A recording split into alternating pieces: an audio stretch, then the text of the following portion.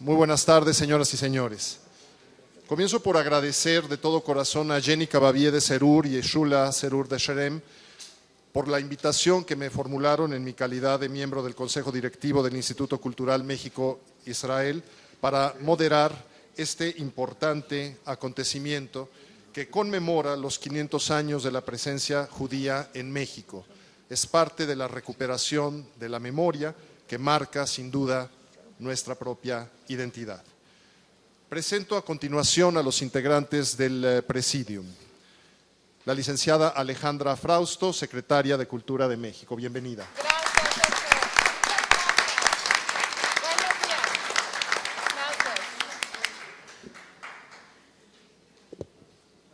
Buenos días. Gracias. ¿Van a cambiar el micrófono?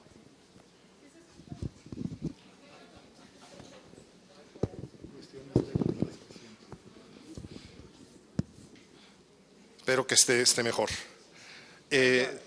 Excelentísimo señor Zvi Tal, embajador de Israel en México.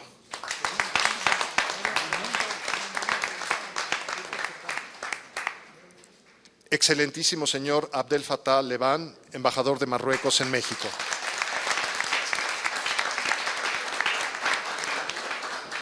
Excelentísimo señor Juan López Dóriga Pérez, embajador de España en México.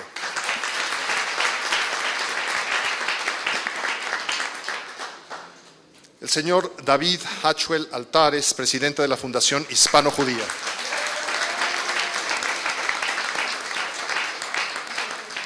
Contador público Isaac Roisen, presidente del Consejo Directivo del Centro Deportivo Israelita. Arquitecto Marco Chabot, del Comité Central de la Comunidad Judía de México. Doctora Alice Gochman de Bacal, consejera de la Fundación Hispano-Judía. Arquitecto Ezra Cherem, presidente del Centro de Documentación e Investigación Judío de México. Y por supuesto, nuestra anfitriona, la señora Shula Serur de Sherem, directora de la Fundación Hispano-Judía en México.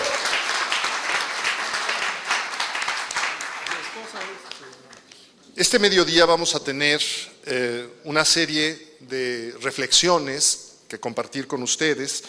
Vamos a escuchar distintas palabras que van más allá de lo protocolario.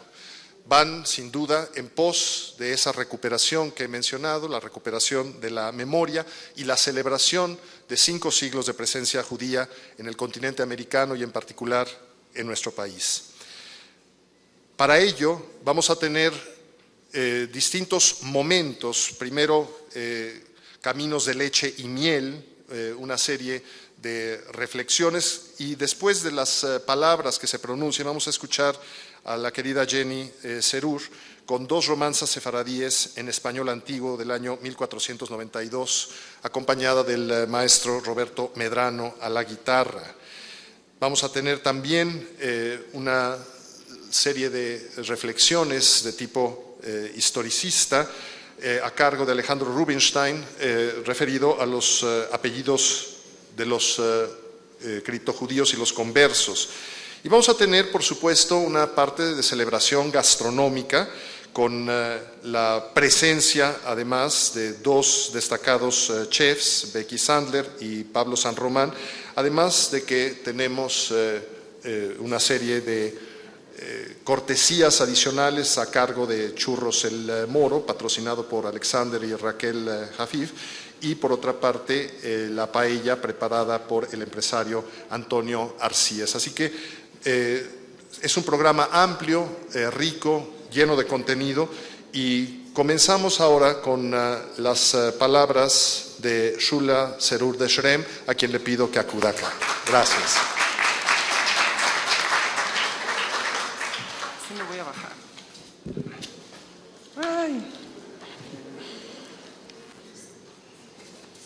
Sí. Qué emoción, la verdad que sí. La alegría es el sonido del alma.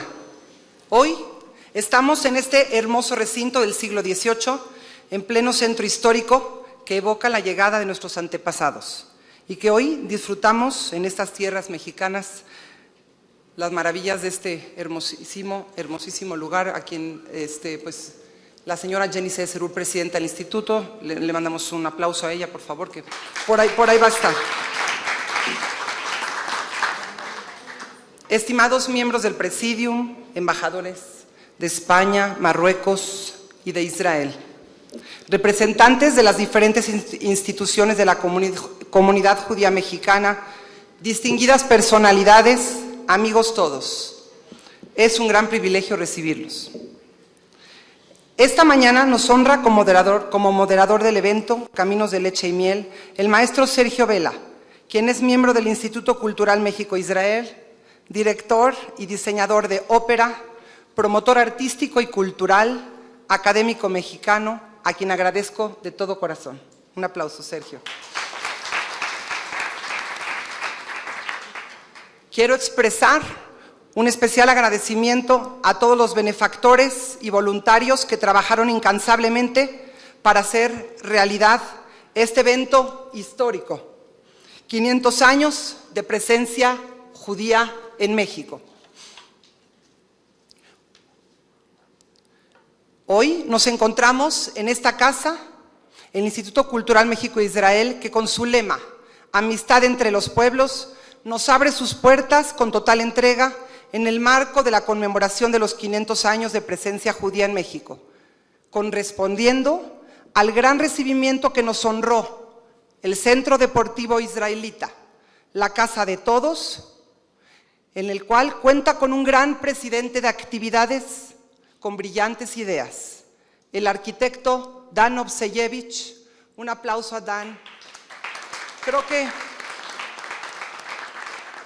él fue el que en su mente ideó todo este proyecto y que logró enlazar la Fundación Hispano-Judía y el Centro Deportivo Israelita para esta importante conmemoración. Ay, ay, ay. Ya perdí la hoja, pero bueno.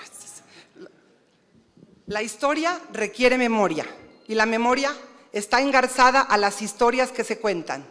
Debemos aprender de ellas y mirar hacia el futuro. Hoy se pone de manifiesto la hermandad entre países, con una historia en común donde las comunidades judías han dejado y siguen dejando su huella impresa.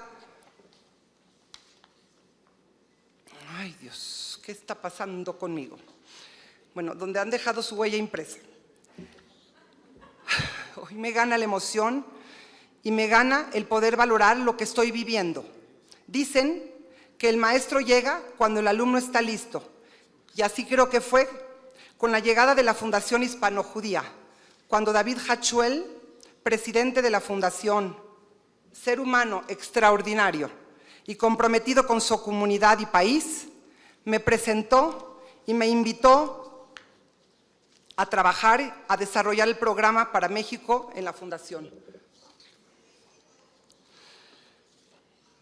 Mi padre, David Cerur Edith, Zichrono Lebrajá, me enseñó que en la vida hay que procurar siempre ser un realizador de sueños, un hacedor de ilusiones y un sembrador de esperanzas, que al final de la vida recogemos tanto amor como lo hemos sembrado.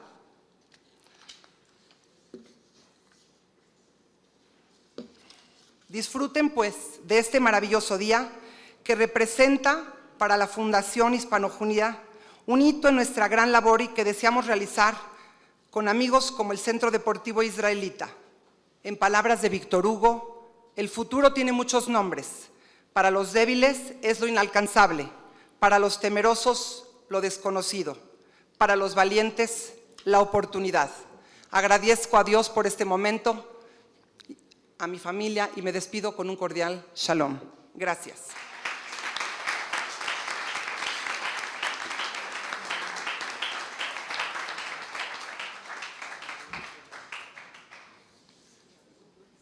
Muchísimas gracias, Shula. Vamos a escuchar a continuación a la secretaria de Cultura de México, la licenciada Alejandra Frausto. Creo que es más cómodo para todos, salvo que falle el micrófono. Me parece, querido Sergio, mejor desde aquí si están de acuerdo. por favor.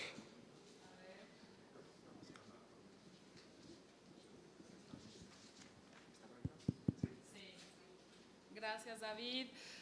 Estoy muy honrada de estar esta mañana con ustedes, querida, gran familia judía en México. Son parte de este país hace tanto tiempo, pero son historias y lazos que se renuevan cada día. El estar en este centro cultural que es excepcional, con arte de Matthias Geritz, con piezas singulares, que tienen que ver con la ritualidad, que tienen que ver con lo que sostiene a las civilizaciones, que es lo que creen, lo que sienten y defienden. No, está bien. Ah, sí, se oye mejor. Muchas gracias por la invitación, querida Elvira, Daniel, querida Shula, querido David. Gracias por invitarme esta mañana a compartir con ustedes, rodeada también de amigos que estamos en el servicio público, como los embajadores de Marruecos, de Israel, de España, y gracias a esta gran comunidad. Me va a dar mucho gusto escuchar la voz de Jenny con el maestro Medrano, que también es excepcional, la música, la gastronomía, la literatura, todo aquello que forma los símbolos y los elementos de una cultura es lo que preservan la memoria, lo que preservan las civilizaciones antiguas de las que venimos y de las que somos parte. Hoy, justamente, al conmemorar estos tiempos, quise tocar un tema que me parece muy interesante y es un lugar, pues en esta época se le conoce como Juliantla. Juliantla está en Guerrero, en el municipio de Taxco de Alarcón, y es ahí donde se encuentra la primera mikvé. Este espacio en donde se edificó la primera sinagoga en México, en medio de un estado como Guerrero, no es un lugar tan conocido como debiera ser parte de esta comunidad que está tan viva. Y pues creo que si en algo se hacen los lazos para la preservación del patrimonio es a través de la cultura, y esta cooperación cultural bien vale la pena para rescatar esa extraordinaria memoria. Esta mikvé, esta sinagoga data aproximadamente de 1580-86. Podría decirse que es la primera en América, se discute si es la de Brasil, pero me parece que es posterior la de Brasil. Y esta presencia que conmemora los años que se están aquí nombrando hoy, creo que bien vale la pena conocerla. Hemos estado haciendo un proyecto de recuperación y me encantará poder con esta sociedad tan comprometida con la unión de los pueblos, poder hacer algún proyecto similar y conjunto. Otros esfuerzos que vale la pena recordar, aquel esfuerzo que hizo Rafael Tovar al recuperar los manuscritos Carvajal, que se iban a subastar en Estados Unidos y que son parte fundacional también de esta comunidad. La defensa del patrimonio es una batalla que estamos dando todos los días. El patrimonio cultural no es un artículo de lujo que pueda venderse, es algo que debe divulgarse a la sociedad, que debe tener oportunidad de ser conocido, y pues los invito a conocer esta gran exposición La Grandeza de México, en donde hay muchísimas de las piezas repatriadas. Hemos repatriado más de 5,800 piezas desde que empezamos esta administración, y es parte de esa memoria, y la memoria de ustedes data de mucho tiempo en estas tierras, y creo que esta mikvé que les mencionaba en Juliantla, que antes era Judiantla y que antes era Judeana. Es bien interesante esta historia, y con la colaboración de todos hacer una verdadera investigación para que todos los herederos de esta tradición, de esta cultura y de esta civilización en México tengan esta raíz viva a partir de este patrimonio. Justamente la hermandad entre los pueblos, entre las naciones, hacen que la grandeza cultural sea un lienzo en el que todos cabemos, un lienzo diverso, nuestra diversidad. Obviamente en cultura global y en cultura en México es nuestra mayor riqueza y hoy estamos honrando esta diversidad cultural, agradecer ser parte de esta conmemoración, de esta celebración que es para unirnos como pueblos hermanos y pues agradecerles la invitación. Cuentan con nosotros, cuentan con la Secretaría de Cultura, siempre a nombre del Gobierno de México. El presidente Andrés Manuel López Obrador tiene muy claro que la hermandad de las naciones y de los pueblos es lo que nos ayudará a salir adelante como humanidad. Muchísimas gracias, gracias por su invitación y felicidades por esta conmemoración.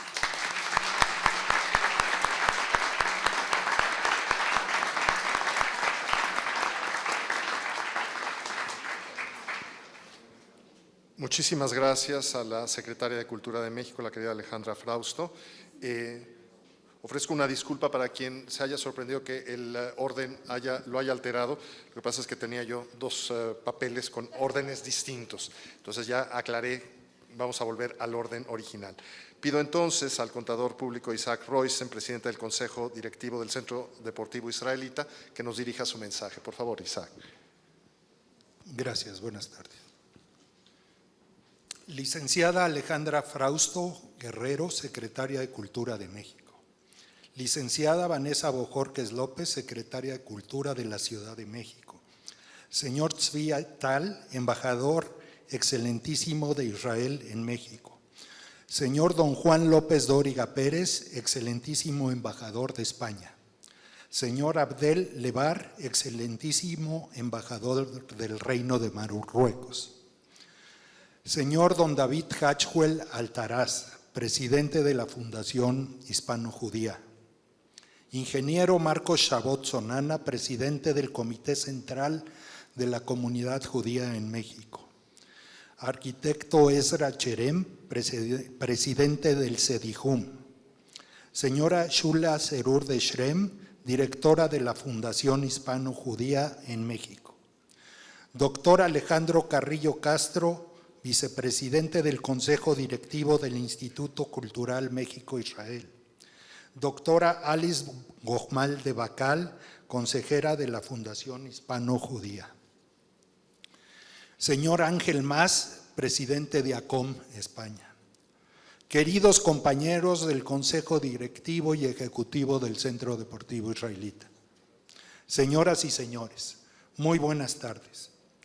Es para mí un honor dar a los presentes la más cordial bienvenida a esta gran e inédita presentación. El CDI, la Casa de Todos, se enorgullece hoy de reunirnos para conmemorar los 500 años de presencia judía en México.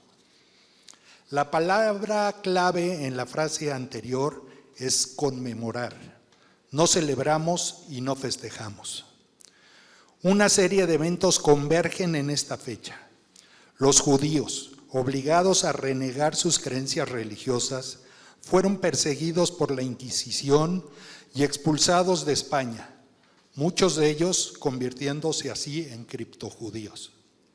Ellos llegaron acompañando a Hernán Cortés en 1519, pasando a formar parte de las actividades culturales y mercantiles locales, y estableciéndose en estas maravillosas tierras, conviviendo de manera excepcional con las comunidades originales. La caída de Tenochtitlán, la ciudad más emblemática del Imperio Mexica, y de la captura de Cuauhtémoc en 1521, da lugar hasta el día de hoy, 500 años después, de un suceso que ha marcado la historia de nuestro país en muchos sentidos.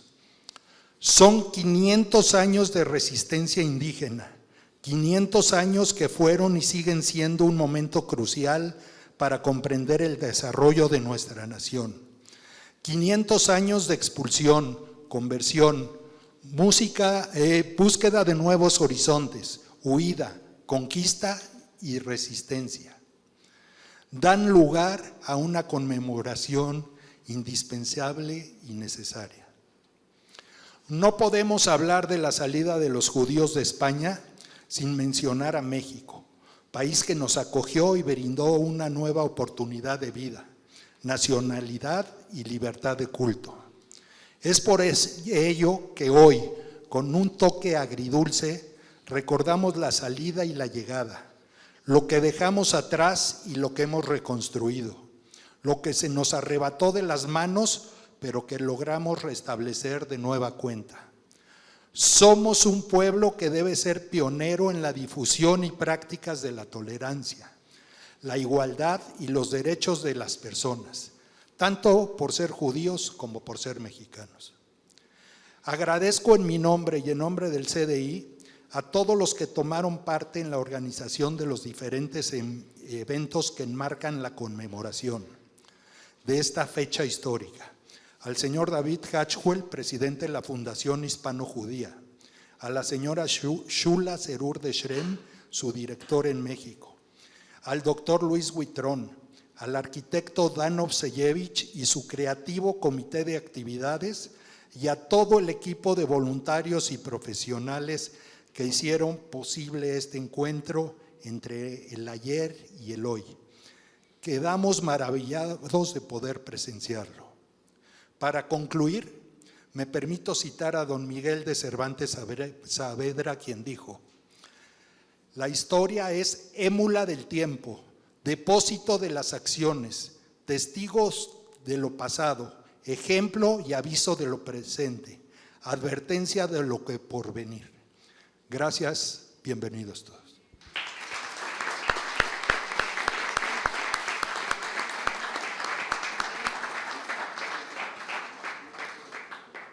Muchísimas gracias a Isaac Roysen. Pedimos a continuación a don David Hatchwell que nos dirija sus palabras en su calidad de presidente de la Fundación Hispano-Judía. Por favor, David. Muchas gracias. Muy buenas tardes. Les voy a pedir una dispensa de no mencionar a todos los grandes líderes que tenemos aquí hoy, para no volver a repetir. Y lo que sí que me gustaría empezar es diciendo que tenemos mucha suerte de poder vivir los sueños que hemos estado imaginando.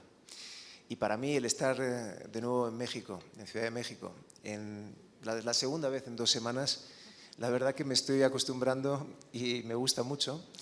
Y me doy cuenta de lo ilusionante y la magia que tiene este país. Este país es único. Antes hablábamos con Alejandra sobre la maravilla que es un país como México, que tiene, la verdad, que una cultura absolutamente única en el mundo y además de las más diversas y ricas que hay en el planeta, ¿no? Y España también lo tiene, Marruecos también lo tiene e Israel también lo tienen. Tenemos la suerte, yo en este caso, que soy sefardí, nací en España, provengo de una familia que pasó 5 siglos en Marruecos, que Marruecos nos protegió, y el judaísmo es intrínseco también a lo que es la nacionalidad marroquí, y gracias al rey Mohamed V de Marruecos, que en paz descanse, yo estoy vivo hoy, porque él no permitió que la Francia de Vichy, colaboracionista con los nazis, diera la lista de judíos. Y eso ha permitido algo que para mi familia es fundamental. Y yo creo que la historia se fundamenta en pequeños milagros, en milagros que son asumidos por personas normales, de carne y hueso, pero que actúan de una manera excepcional. Y yo creo que lo que estamos haciendo hoy, aunque lo estamos viviendo dentro de una normalidad y una realidad, es un pequeño milagro. Porque estar aquí congregados en esta casa realmente de culturas, en esta casa que tiene un elemento histórico que es visible y que además representa el esfuerzo de diferentes familias, y en particular, Shula, yo quiero mencionar tu familia, a Jenny, a David, que fue un mensch, como decimos en la tradición judía, realmente es digno de mencionar y de recordar, ¿no? Entonces, creo que estamos viviendo algo único. Para mí el objetivo, y desde la Fundación Hispano-Judía, es que celebremos lo que tenemos hoy de aquí en adelante. Todo en la historia es un conjunto de violencia que luego va transformándose en algo nuevo. Y para nosotros estamos aquí para realmente pensar en el futuro, en un futuro que tiene que ser positivo, de diversidad, de mestizaje, de crear puentes de entendimiento entre todos nosotros. Esa es la función de nuestra fundación, eso es lo que queremos hacer con México, eso es lo que desde la España, que desde el año 2015 tuvo un gesto de reconciliación con el mundo judío importantísimo e inédito, pues lo celebramos y además felicito a Israel y a Marruecos con estos acuerdos de Abraham, que también son un paso en ese entendimiento, en esa creación de puentes. Por lo tanto, aquí nos tienen en la Fundación para seguir haciendo ese tipo de actividad en España, en México y en otros 6 países donde somos activos para celebrar esa conjunción del mundo hispano y el mundo judío. Gracias.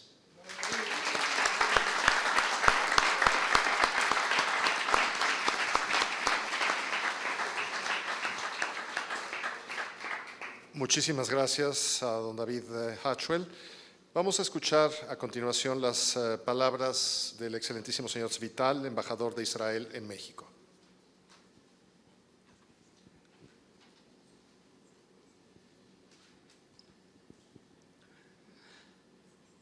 Estimada licenciada Alejandra Frausto, secretaria de Cultura de México, querida Jenny Serú, presidenta del Instituto Cultural México-Israel, saludo a los socios de esta maravillosa iniciativa, celebrando 500 años de presencia judía en este país, la Fundación Hispano-Judía, con su querido presidente Don David y su directora en México, la querida Shula Sherem, así como el Centro Deportivo Israelita a través del presidente de su consejo directivo, querido Isaac Oysen, querido Marcos Chabot, presidente del Comité Central, un muy cariñoso saludo a los participantes del programa de hoy, a mi esposa Irit y a mi primo Alejandro Rubinstein. No es una reunión familiar.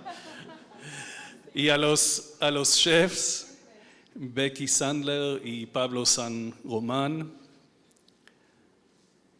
querido Ezra Sherem, presidente del CEDEJUM, señora, miembro del comité de la Fundación Hispano-Judío. Y por último, pero no menos importante, a mis queridos colegas embajadores, al embajador de España y a mi hermano, el embajador de Marruecos.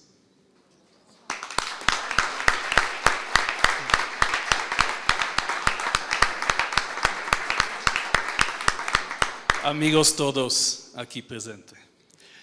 El pueblo judío, a lo largo de los miles de años de su historia, ha conocido periodos de oscuridad y de luz, de persecución y de coexistencia armoniosa con sus anfitriones y con otras minorías que viven a su lado. De alguna manera, siempre adaptándose a las nuevas circunstancias, mientras adoptan una visión a veces cínica de la vida. Se dice que una vez se le preguntó a un famoso violinista judío ¿por qué tantos violinistas famosos eran judíos? Probablemente pensaron que sería más fácil llevar un violín que un piano, huyendo de un país a otro, respondió. A pesar de los muros del gueto y de las muchas otras formas de segregación, el espíritu judío no estaba preconcebido para el aislamiento, por el contrario. Siempre buscaría formas de trascender, de sobresalir, de superarse y así tener una influencia en los procesos sociales, en el desarrollo de la ciencia y la tecnología, motivados por lo que nuestros sabios llamaron el Tikkun Olam, mejorando el mundo, mejorando las circunstancias en las que los pueblos viven en esta tierra. Lo mismo ocurre con la cultura, y es lo que se conoce en nuestra historia como Torah Zahav Besfarad, el período de oro, el florecimiento de la cultura judía en España y el florecimiento de los eruditos, poetas y filósofos judíos en el norte de África y por supuesto en Marruecos, en donde se abrió una historia riquísima de intercambios. Los judíos, al ser expulsados de un país, en una primera etapa se lamentarían y anhelarían el regreso a una Sion soberana. Ustedes pueden estar familiarizados con la banda estadounidense Boney M. cantando By the rivers of Babylon, there we sat down, yeah, we wept when we remembered Zion. Junto a los ríos de Babilonia, ahí nos sentamos, sí, lloramos cuando recordamos Sion. Pero en una etapa posterior, los judíos buscarían formas de mantener las tradiciones judías, respetando siempre la ley y el orden del país anfitrión. Esto también está incrustado en un principio arameo centenario, Dina de Malchuta Dina, la ley del reino local es la ley. Lo que me lleva a las comunidades judías aquí en México, en el México contemporáneo. Lo que me ha impresionado desde el día que llegué aquí es el aprecio que los judíos mexicanos sienten hacia el país en el que viven, el país que ha abierto sus brazos a sus antepasados, dándoles la misma oportunidad de estudiar, hacer negocios, tener éxito. Es suficiente caminar en este bello instituto que hoy nos acoge para tener una idea, a vista de pájaro, de la maravillosa historia de la inmigración judía a México. Hoy, y lo digo con gran dolor, México es probablemente uno de los pocos países en el mundo donde los judíos pueden exhibir abiertamente y sin temor su judaísmo. No es de extrañar que haya tantas manifestaciones a diario de compromiso y contribuciones de ciudadanos mexicanos de fe judía en todos los ámbitos de la vida. Deseo a los organizadores mucho éxito con este y con los próximos eventos. Estoy seguro de que todos nos beneficiaremos enormemente de esta experiencia. Gracias.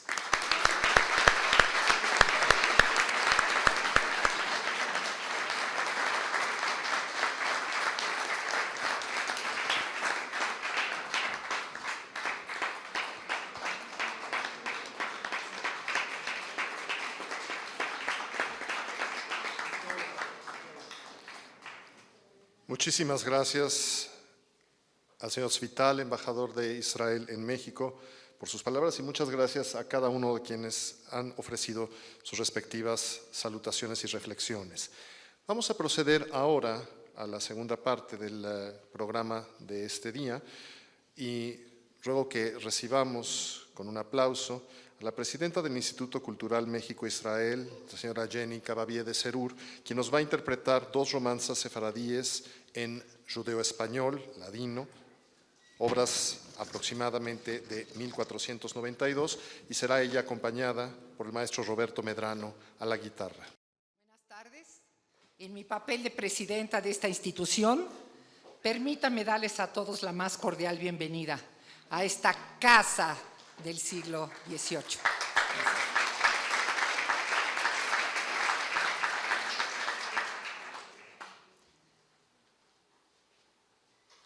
Dame la mano, tu palomba, para subir a tu nido. Maldicha que duerme sola, vengo a dormir contigo. Maldicha que duerme sola, vengo a dormir contigo. Acódrate de aquella noche, cuando el lunar desapareció. Tú me juraste quererme siempre, hoy me abandonas por otro amor. Esta romanza que sigue es el dolor del pueblo judío cuando salieron de España. Adiós, querida.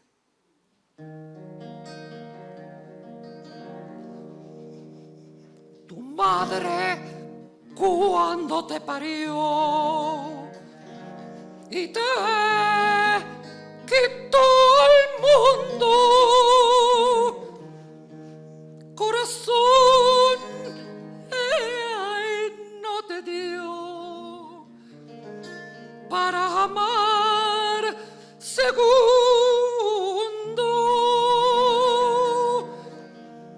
corazón no te dio para amar segundo.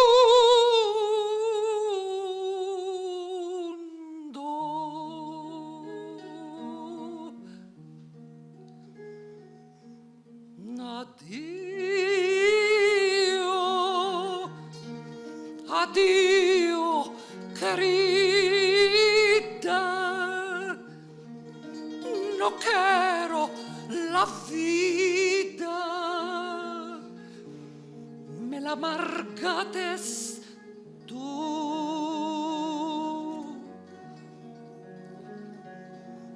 Addio, addio, querida, no quiero la vida, me la amargates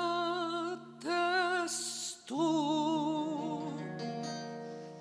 Va, búscate otro amor, ajarba en otras puertas, espera otro ardor, que para mí sos muerte. Espera otro ardor, que para mí sos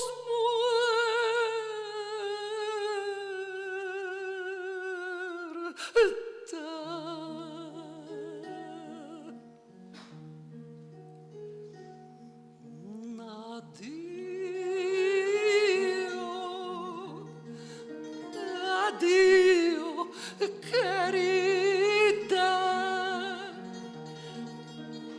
no quiero la vida, me la amargates tú.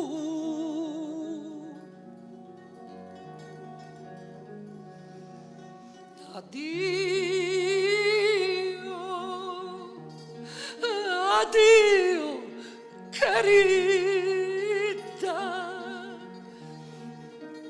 no quiero la vida,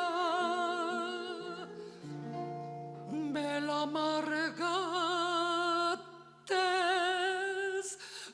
tú.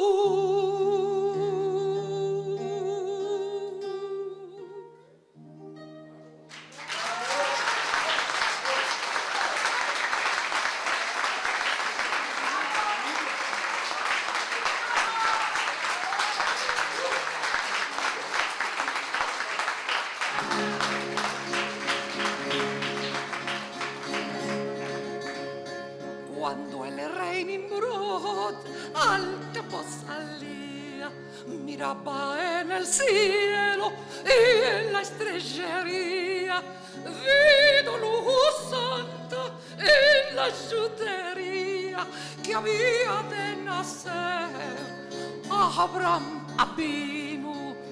Abraham Avinu, Padre querido, Padre bendito, luz de Israel. Abraham Avinu, Padre querido, querido, Padre bendito, luz de Israel. Cuando el rey Nimrod al campo salía, miraba en el cielo y en la estrellería, vido luz santa en la rutería que había de nacer. Abraham vino, Padre querido, Padre bendito, luz de Israel. Abraham vino, Padre querido, Padre bendito, luz de Israel.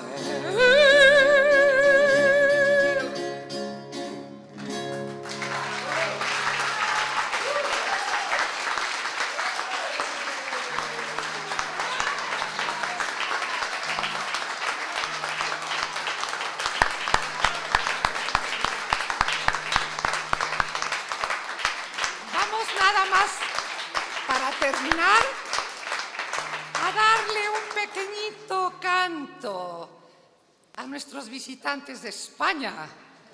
Y bueno, pues vamos a cantar esto que dice así.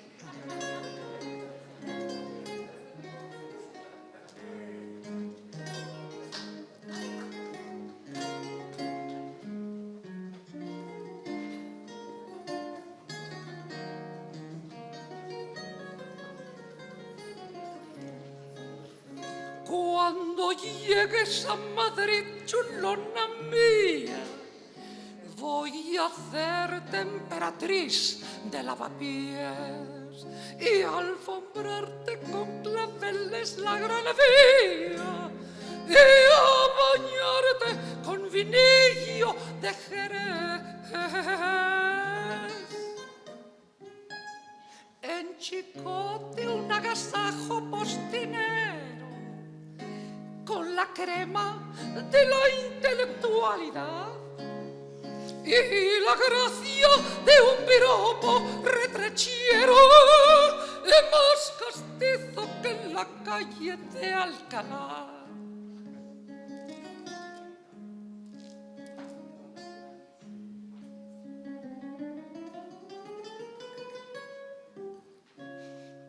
Madrid, Madrid, Madrid, pedazo de la España en que nací, por algo te hizo Dios. Vamos de ahí, la cuna del requiebro y el sotis.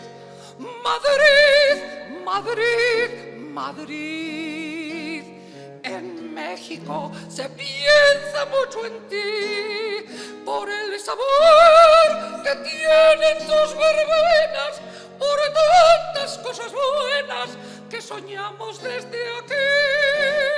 Y vais a ver lo que es canela fina y armar la tremolina cuando llegues a Madrid, que sí.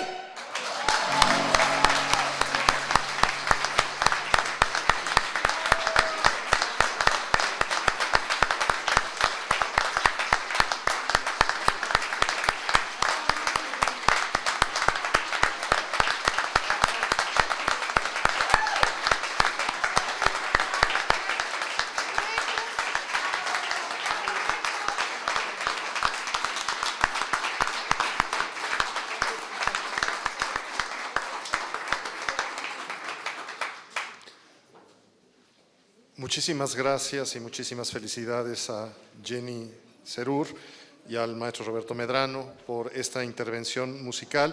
Y vamos a recibir en este podium a continuación al licenciado Alejandro Rubinstein para que diserte sobre los apellidos criptojudíos. Bienvenido, Alejandro. Adelante, por favor.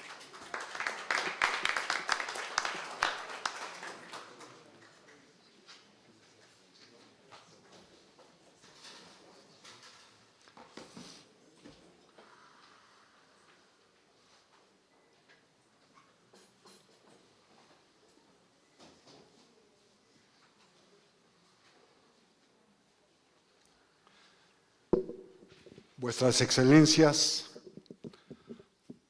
público en general, esta tarde vamos a hablar sobre los apellidos criptojudíos, el caso de las familias de la Caballería, Cota y Arias Dávila. ¿Existe tal concepto como apellidos judíos? Si la respuesta es negativa, ¿por qué los judíos emplean fórmulas exclusivas que les identifican? Si la respuesta es positiva, ¿qué hace que un apellido sea judío? Las preguntas demandan respuesta y ese es el motivo de nuestra charla esta ocasión. Acudamos a la historia, ya que ella proporciona el testimonio que le da solidez a nuestra información.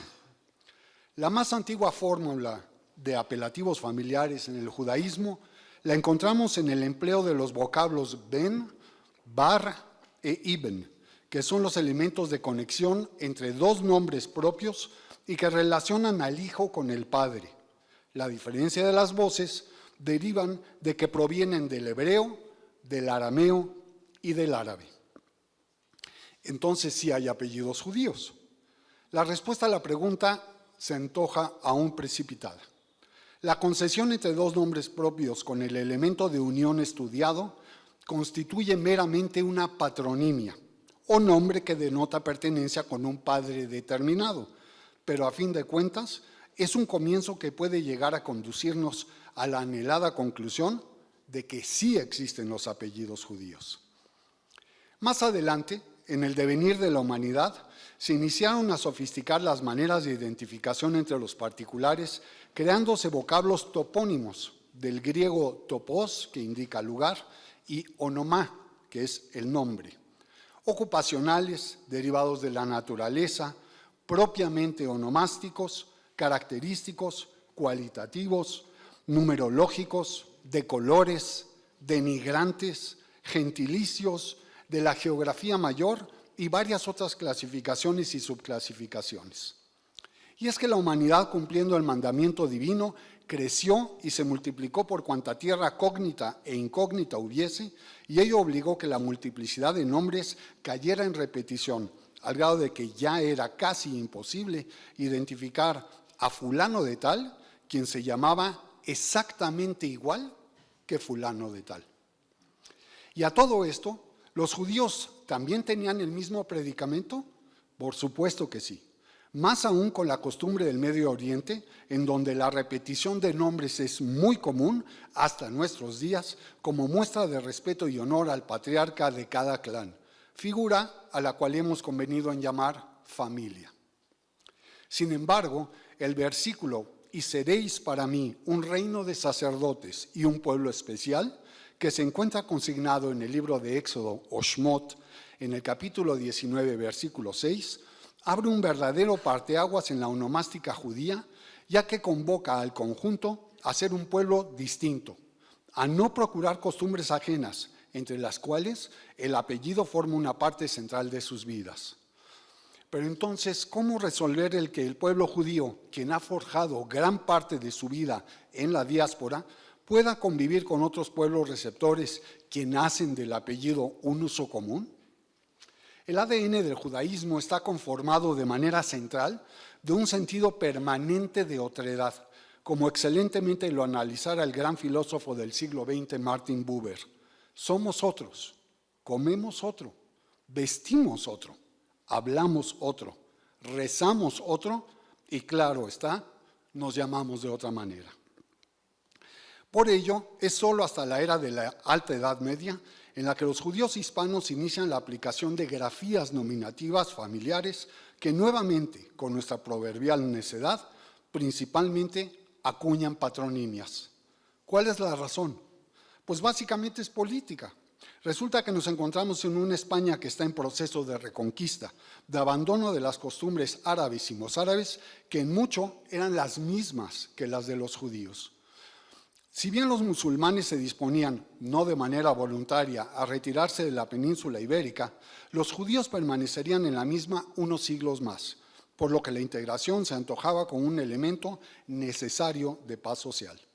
Lo que empezó casi como un juego se tornó en una costumbre de asimilación.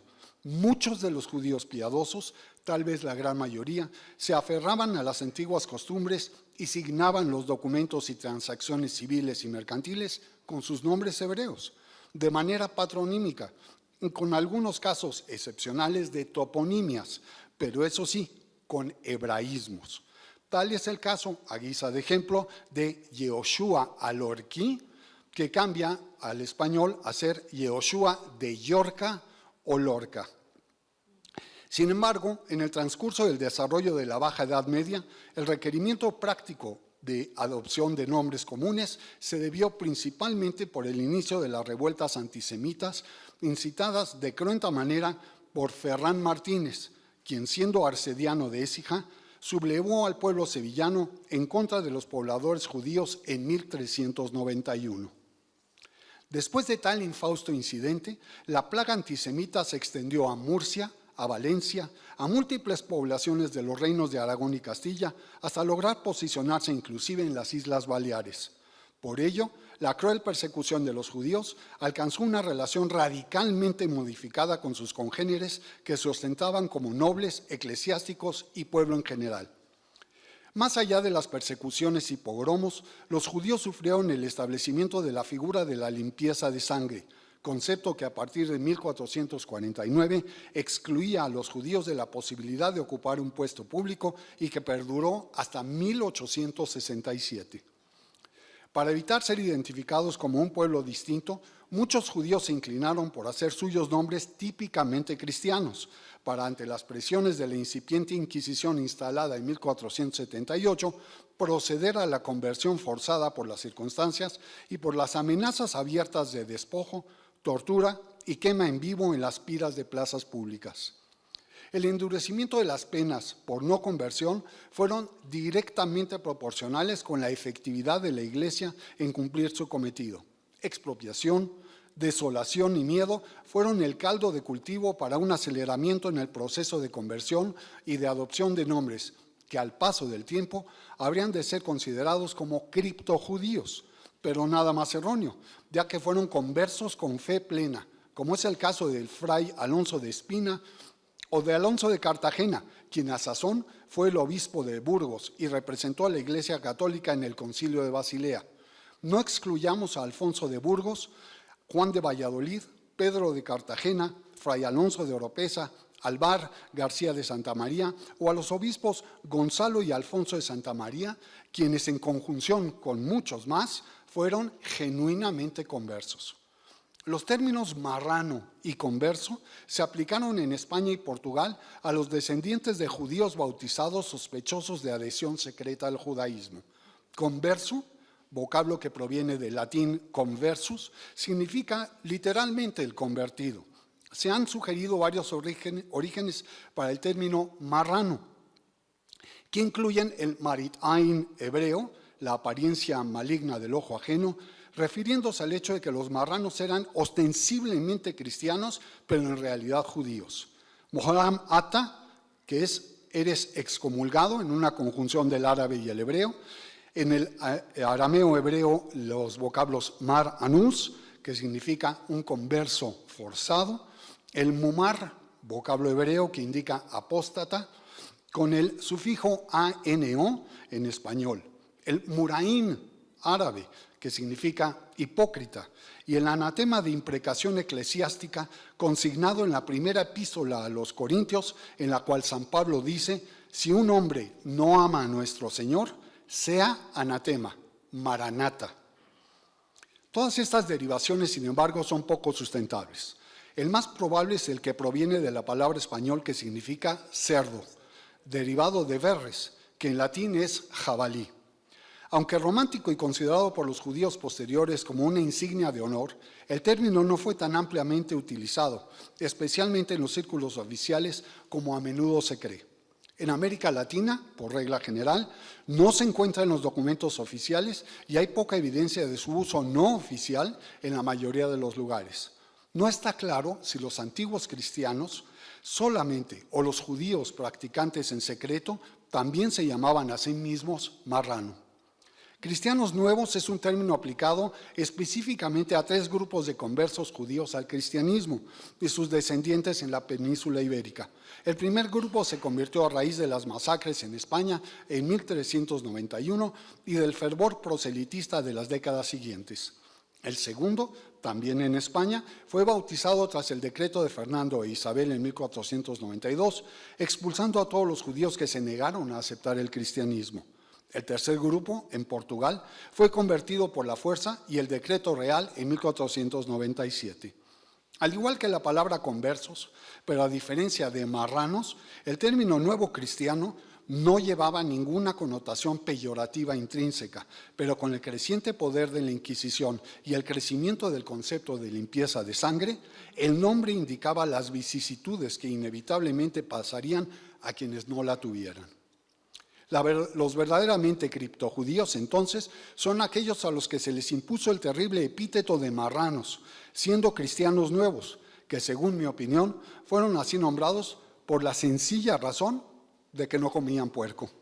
De esta manera, aplicando la lógica perversa de que un perro no come a otro perro, si el judío no come puerco, entonces el silogismo conduce a que un puerco no come puerco, o a la usanza de la antigua España, chancho no come chancho, marrano no come marrano. Importantes personas hicieron fila de esta categoría, entre los cuales he de citar a Fray Hernando de Talavera, Luis de Santander, quien fuese canciller del reino que ayudó a Colón con su propio peculio y que también fue tesorero de Aragón, Gabriel Sánchez, el chambelán Juan Cabrera, el cartógrafo mallorquín Abraham Cresques y el insigne poeta Fray Luis de León, quien fue penitenciado por el mal llamado Santo Oficio. Casos de descendientes de conversos como el del beato maestro Juan de Ávila o el de Santa Teresa de Jesús, esta última, nieta de Juan Sánchez de Toledo, converso penitenciado por la Inquisición de Toledo, nos permiten aseverar que a pesar de sus supuestas conversiones sinceras, la realidad es que los descendientes de conversos nunca se separaron de sus raíces verdaderas. De esta manera, con la sola mención de los nombres anteriores, podemos estar ciertos de que los apellidos de uso español y hasta los oficios dentro de la estructura de la Iglesia no necesariamente conducen a que concluyamos que tal o cual apellido son genuinamente sefardíes, a pesar de su uso común en España. Es mucho más fácil de notar el origen judío de las mujeres de dicha época, pues empleaban nombres propios como los de Adela, Victoria, Lucía, Laura, Sultana, Oro, Diamante, Fina, Sol, Perla, Luna, Linda, Dona, Sasbona, Joya, Flor, Alegra, Gracia, Estrella y Vida. El caso de los varones no fue distinto, pues utilizaban fórmulas como las de Alberto, Roberto, Rodolfo, Vidal, Moreno y León. Cuando los cristianos nuevos mutaban sus fórmulas hebreas por las hispanas, se distinguían los siguientes factores. No mostraban relación inmediata o conexa entre los significados hebreos con los nuevos nombres españoles, como en el caso del ya citado Yoshua Lorquí, quien cambió su nombre por el de Jerónimo de la Santa Fe, o el de don Luis de Santángel, quien fuera hijo del rabino Azaría Jinillo. Los nuevos nombres cristianos muchas veces gozaban del apellido del padrino, testigo del bautismo y por consecuencia de la conversión. Esta última observación adquiere relevancia, pues la posible identificación de una persona con su nombre hispano dista mucho de un posible nexo idiomático que auxilie tanto a historiadores como a genealogistas a realizar investigaciones, por lo que ya en América y en específico en la entonces Nueva España, cuando leemos entre los autos de la fe del Tribunal de la Inquisición establecido en Tacubaya, en donde se ejecutan por judaizantes a Blanca Rivera y su hija Violenta, Beatriz Rodríguez Suárez, Isabel Elena de Silva, Justa Méndez, Manuel Acosta, Sebastián Cardoso, Rebeca Blanco, David y Abraham Almendros, nos percatamos que gozan de la curiosa peculiaridad de que todos eran parte de la familia de Jacobo Alcántara, pero nadie gozaba de tal nombre de familia. Todos distintos, aparentemente todos inconexos, pero a la vez todos judíos derivados de un mismo tronco. En cuanto al caso de los 3 apellidos que exploraremos esta ocasión, el linaje hebraico de la familia de la caballería y de su variante de la caballería con V, según el Libro Verde de Aragón y otros documentos, son analizados gracias al genio de Manuel Serrano y Sanz, indicando que poquísimas familias judías hubo en España durante los siglos XIII y XIV, tan opulentas como la que siempre tuvo por apellido la caballería, y que aún después de pasar al cristianismo en los comienzos del siglo XV, lo conservó con orgullo. Lejos de derramarse sus individuos por otras ciudades o villas de Aragón, como los de Santángel, los de la caballería vivieron siempre en Zaragoza, salvo aquellos que, cual Alfonso de la Caballería, quien fuese vicecanciller del rey católico, hubieron de residir en la corte. De su influencia y de sus riquezas, da idea el que ya en el año 1264, don Yahuda de la Caballería fuese nada menos que baile de Zaragoza y el que don Vidal de la Caballería se encargase, con Perpiñán Blan, de acuñar las monedas de oro en Aragón y Castilla, dando por ello 30.600 florines. Concluye el autor expresando: estos y otros muchísimos documentos que hay en el Archivo de Protocolos de Zaragoza prueban la enorme difusión que tuvo el linaje de la caballería, fecundísimo, como casi todos los hebraicos.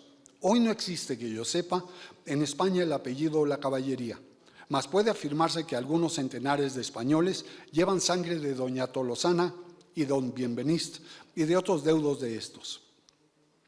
La disputa de Tortosa entre los años 1413 y 1414, un encuentro amañado entre la religión católica y la judía, provocó que abjuraran de su religión el citado Bonafós, ahora Fernando, hijo de Vidal y Orovida y hermano de Tolosana, su hijo Leonardo y 5 sobrinos suyos, los 2 varones, Vidal, ahora Gonzalo, y Bonafós, ahora Juan, y 3 de las 5 hijas que su hermana Tolosana había tenido con Bienvenís de la Caballería, es decir, la rama más prestigiosa de la familia, puesto que incluía a todos los descendientes de los mencionados Vidal y Orovida, excepto Reina y Puria, las 2 hijas de Bienvenís y Tolosana, que se mantuvieron fieles a la fe de sus mayores.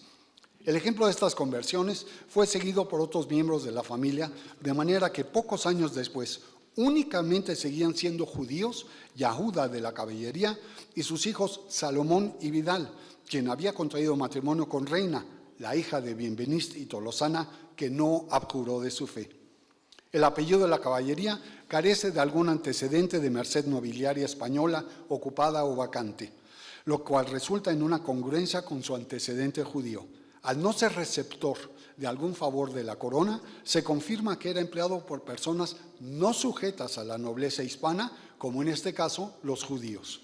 Fernando González Doria refiere que es un apellido de origen aragonés y que una rama pasó a Cataluña y a Baleares. El escudo de armas sí fue portado por la familia, pero a partir de su conversión al catolicismo, dato que fortalece la tesis de origen judaico.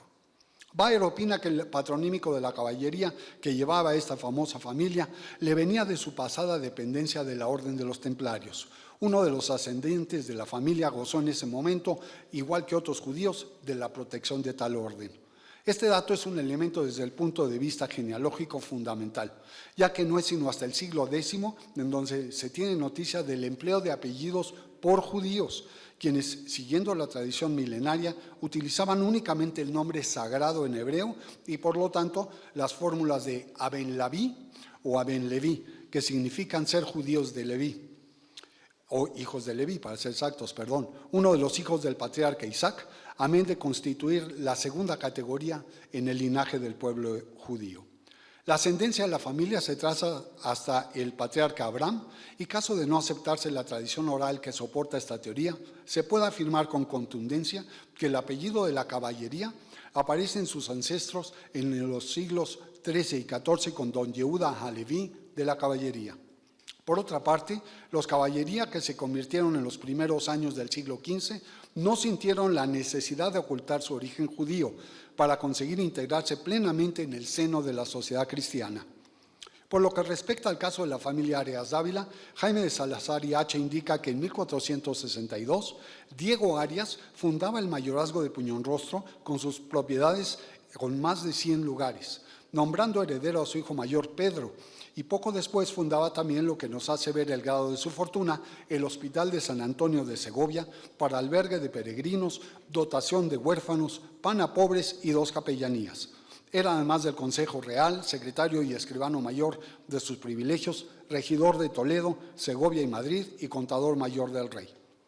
Todo ello, sin embargo, no hizo olvidar nunca sus orígenes hebreos, y así, cuando alcanza la cima de su poder y ostenta el cargo del contador mayor de Enrique IV, las coplas del provincial, tan inmisericordes con todos los grandes personajes de aquel reinado, dicen de él: a ti, Diego Arias Puto, que eres e fuiste judío, contigo no me disputo, que tienes gran señorío, aguda, castillo y cruz judío, de dote viene pues que tu pija capuz, nunca le tuvo ni tiene, el agudá es de San Juan, el castillo de Emaús, y la cruz es de Jesús, donde fuiste capitán.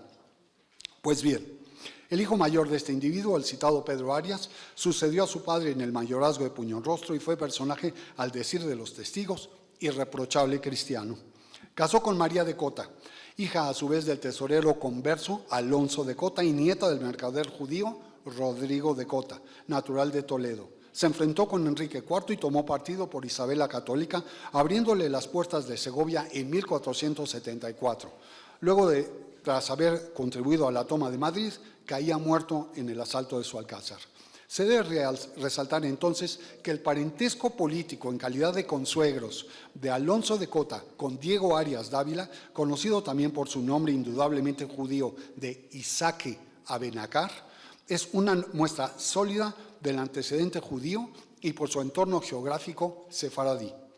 Por otro lado, Eloy Benito Ruano puntualiza que en el caso de los Cota, hasta 6 miembros de esta familia figuran de modo repetido en nuestras actas, lo que es un índice de su peso en la vida ciudadana de la época. El principal de todos ellos es Alonso Cota, tesorero, a quien vemos en 1444 como simple jurado, pero 20 años más tarde ya regidor, y que es el personaje contra cuya casa y bienes se ensañara la plebe toledana en 1449.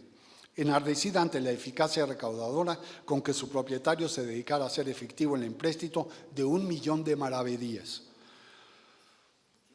que fue arbitrariamente impuesto a la ciudad por don Álvaro de Luna. Por su parte, Itzhak Baer confirma que el primer acto de los revoltosos fue quemar la casa de uno de los principales arrendadores de impuestos, el converso Alonso Cota.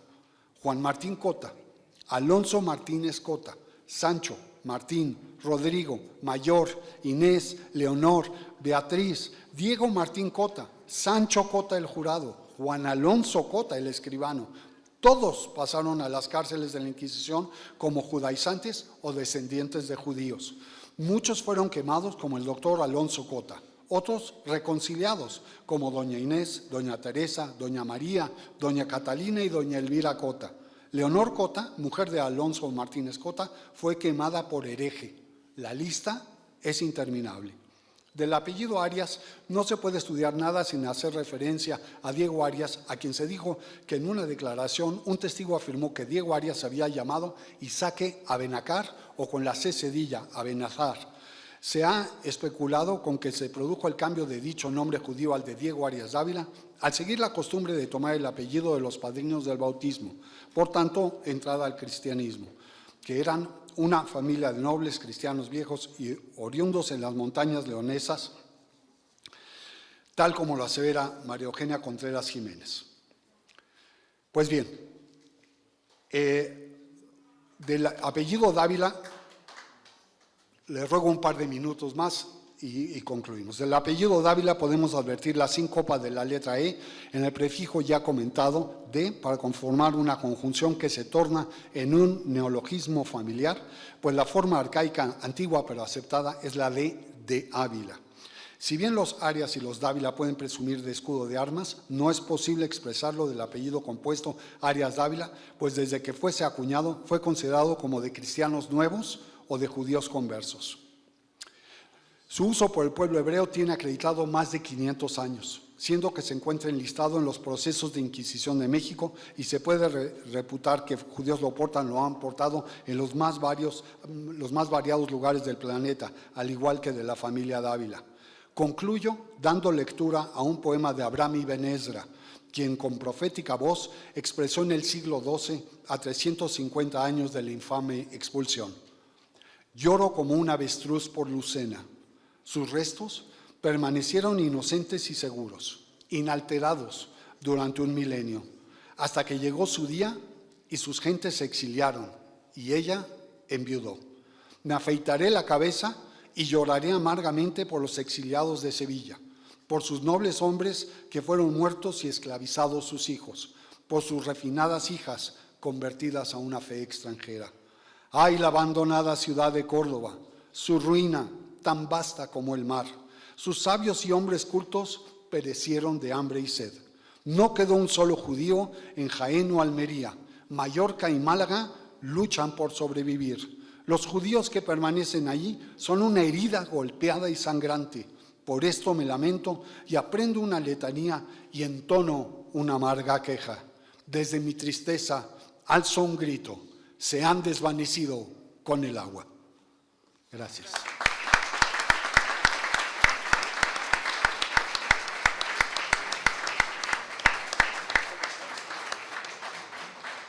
Sergio.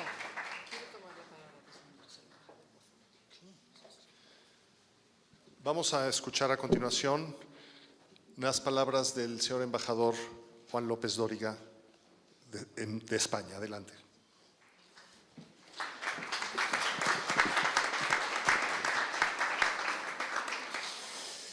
Muchísimas gracias. No estaba previsto que yo hablara hoy, pero después de haber oído todo lo que he oído, siento necesidad de hacerlo y ruego pues, que me disculpen esta infracción al protocolo.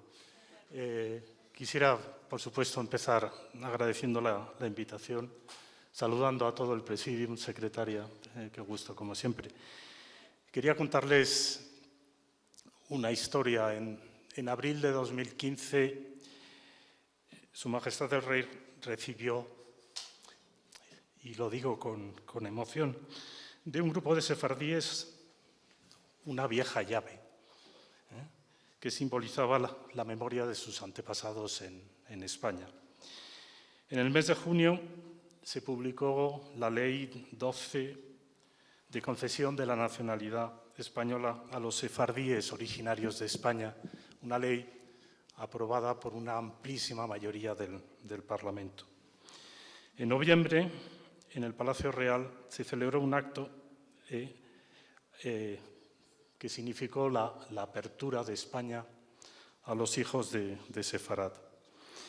Después de la expulsión a finales del siglo XV, que la ley califica de inicua, injusta, la ley culminaba un proceso de reencuentro que comenzó en la segunda mitad del XIX. Ya en el siglo XX se fundó la Alianza Hispano-Hebrea en Madrid, en 1910, y en 1920 se constituyó la Casa Universal de los sefardíes. En 1924, un decreto concedió la primera posibilidad de naturalización, que permaneció abierto hasta 1930.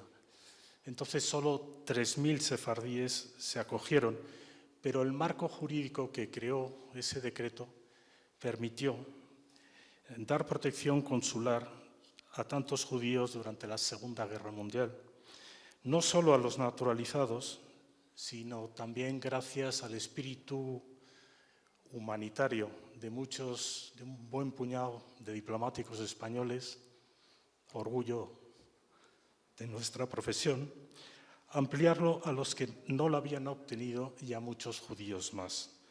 Fue el caso de Ángel Sanz-Briz en Budapest, de Sebastián Romero en Atenas, de Bernardo Roland en París, de Julio Palencia en Sofía, de José Rojas en Bucarest, de Javier Martínez en Lisboa y de Eduardo Proper en Burdeos.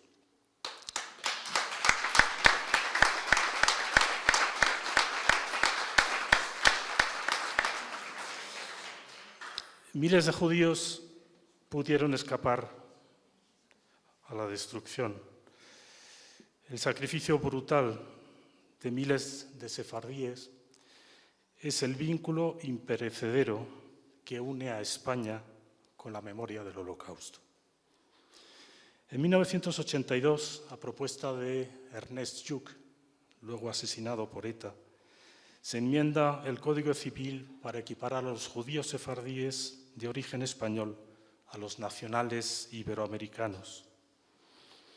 En 1990, la comunidad recibe el Premio Príncipe de Asturias de la Concordia, premio que es una invitación a las comunidades sefardíes al reencuentro con sus orígenes, abriéndoles para siempre las puertas de su antigua patria. La ley de 2015 culmina este proceso.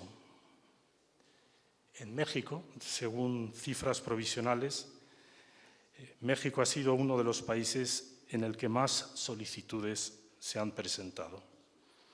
Seguro que algunos de los que están aquí se han acogido o se están acogiendo a esa posibilidad y quisiera dirigirme a ellos también con mucha emoción y hacerlo con palabras de Su Majestad, que asociaba el reencuentro con otro concepto igualmente relevante, que es el de gratitud. Queridos sefardíes, decía, gracias por vuestra lealtad, por guardar como un tesoro vuestra lengua y vuestras costumbres, que son las nuestras. Y gracias también por haber hecho prevalecer el amor sobre el rencor y por haber enseñado a vuestros hijos a querer a España. ¿Cuánto os hemos echado de menos? Con la ley, y termino, queremos decir que contamos con vosotros para construir cada día una España mejor y que esperamos mucho de vosotros. Muchas gracias.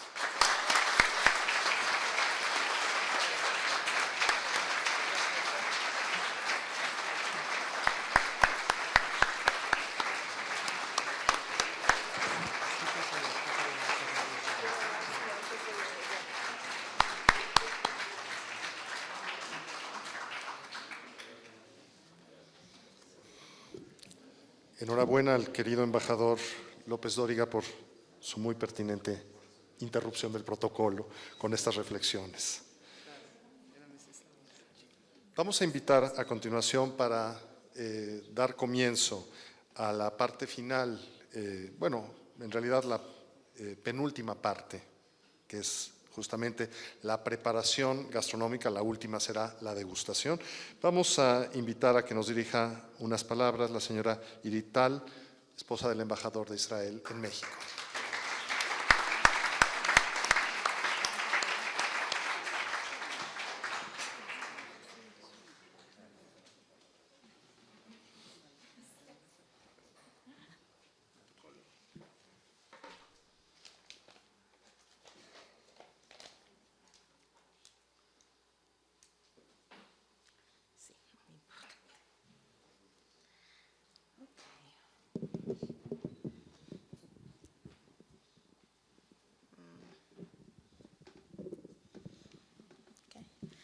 Señoras y señores, me invitaron para hablar 2 minutos acerca de la cocina israelí, pero de verdad puedo hablar toda una semana acerca de eso. La cocina israelí, pero no voy a hablar una semana, la cocina israelí es tan rica, variada, antigua y sabrosa que cada uno de nosotros puede encontrar la felicidad en ella. Las tradiciones de la cocina israelí comprenden ingredientes y métodos de cocina que tienen 3000 años de historia, que empezaron en los tiempos de la Biblia. Productos como las granadas, dátiles, aceite de oliva, trigos, miel, nueces y pescados, así como mucha verdura y fruta.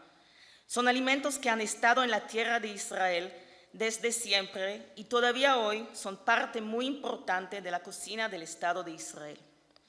Nuestro Estado fue creado por inmigrantes de 70 países y las influencias de cada uno de estos se reflejan en la comida. El Imperio Otomano turco y el británico también tuvieron una influencia muy importante en los platillos israelíes. Por lo tanto, la cocina israelí es un reflejo de la sociedad que es un melting pot, una mezcla de tradiciones judías de países del Medio Oriente y de países de Europa del Este que llegaron a Israel con los inmigrantes. Por ejemplo, inmigrantes de Marruecos y de África del Norte trajeron el cuscús, la shakshuka y muchas ensaladas como la matbuja, así como pescados y postres con influencia árabe de estos países. Inmigrantes de Europa del Este trajeron el cholent, el gefilte fish, el schnitzel, la sopa de pollo con kneidlach, la babka y muchos otros platillos llenos de papas, pescados ahumados, con la influencia de países como Polonia, Rusia, Hungría y Rumania. De los países balcánicos y la influencia otomana, tenemos las burrecas, verduras rellenas, baklavas, platillos con berenjenas y el shawarma.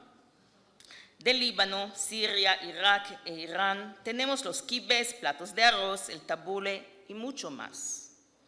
En las cocinas israelíes mayormente se puede encontrar el schnitzel, ptzitzot, albóndigas, ptitim, una versión israelí del arroz, una invención de nuestro primer ministro David Ben-Gurión, los jitomates sherry, también una invención israelí, el queso cottage con aceitunas y, por supuesto, a la esh, carne asada con ensaladas, la que comemos en toda ocasión. Estos platillos israelíes familiares de todos los días, sin importar los orígenes o si eres religioso o no, sefaradí o ashkenazí. La cocina contemporánea israelí abraza las tendencias e innovaciones actuales. Encontrarán restaurantes con alimentos veganos, platillos libres de gluten, postres sin lactosa, sustitutos de carne y muchos otros platillos fusión e innovadores. Los chefs hoy en día están en la búsqueda de agendas sustentables y sociales. No desperdicio de comida, reciclaje, alimentos orgánicos, menos consumo de carne, la contratación de personas con capacidades diferentes, etc. Israel es un país joven, pero su comida tiene una larga y rica tradición. Los invito a visitar Israel y disfrutar de su deliciosa cocina. Gracias.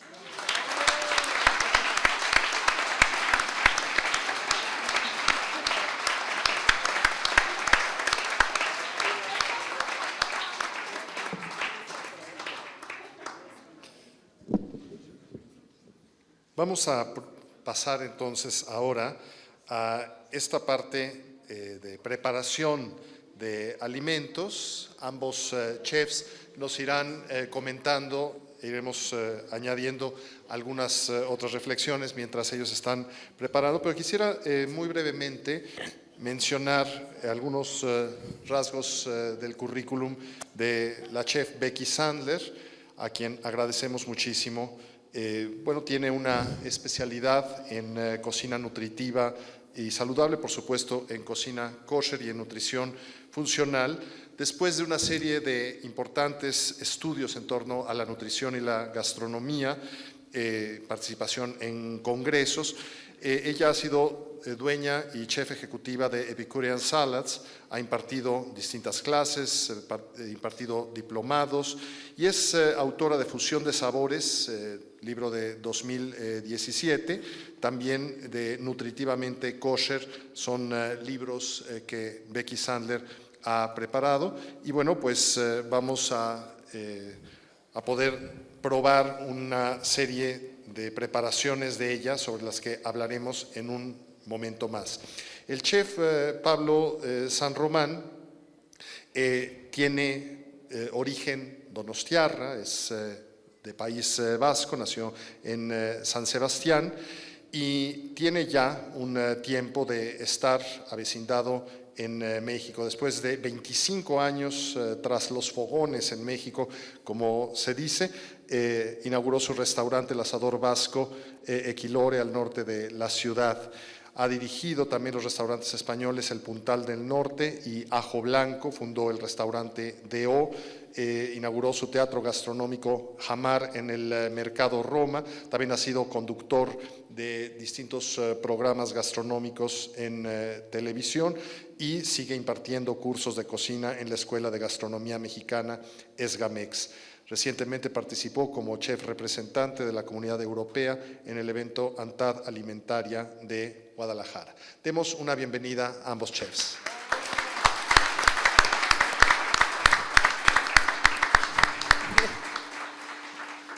Y bueno, vamos a pedir a cada uno de ustedes que vaya comentando, por favor, lo que van a preparar. Debo destacar que el propósito ha sido incorporar dentro de lo que es la reinterpretación, la autoría de la cocina de autor, con una serie de ingredientes utilizados ampliamente por la cocina tradicional sefaradí y que desde luego llegaron a México esos ingredientes con la presencia inicial de los españoles, donde había cristianos nuevos, cristianos viejos, criptojudíos y por supuesto todo esto va a ser ampliamente comentado. Por favor, Becky. Muchísimas gracias, Sergio. Primero, agradezco muchísimo su presencia. Me siento aquí como en un MasterChef. No se trata de eso para nada, al contrario, vamos a estar cocinando mutuamente para que así Pablo pueda cocinar la parte española y yo la parte sefaradí. Más bien voy a hacer como una cocina de autor, utilizando 4 ingredientes que se utilizaban mucho desde la época de la Inquisición y luego fueron importados estos ingredientes a América cuando fue la colonización. Bueno, después de tantos títulos, quiero decirles que mi título más maravilloso es ser madre, abuela y cocinar para mi familia.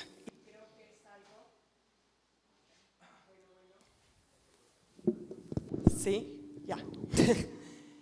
Y creo que es algo que todas las madres judías compartimos. Siempre nos encanta cocinar para nuestra familia y otra cosa que compartimos es que sentimos que nunca es suficiente y creo que están de acuerdo conmigo. Voy a comenzar con unos buñuelos con tortilla de harina. ¿Por qué tortilla de harina? Porque la tortilla de harina es típica del norte de la República. Créanme que yo no le he movido nada. Es típica del norte de la República. En lo que es Nuevo León, yo viví 37 años en Nuevo León, en Monterrey, Nuevo León, aunque soy originalmente de aquí de México, de la Ciudad de México. Hermosa ciudad, Monterrey, hermosa comunidad. Y sí me di cuenta que hay muchos ingredientes y muchas maneras de vida que hasta el día de hoy se siente por toda esta migración que hubo de los criptojudíos o de los cristianos nuevos. Una de ellas es la tortilla de harina, que por mucho se come mucho más en Monterrey o en Nuevo León que en México o en el centro de la ciudad. La razón de eso se dice, ¿verdad?, que cuando los criptojudíos llegaron a lo que es esa área de Nuevo León, no podían festejar Pesaj con matzá. Entonces, lo que hicieron fue inventar la tortilla de harina y de esa manera poder hacer lo que viene siendo el seder de Pesaj.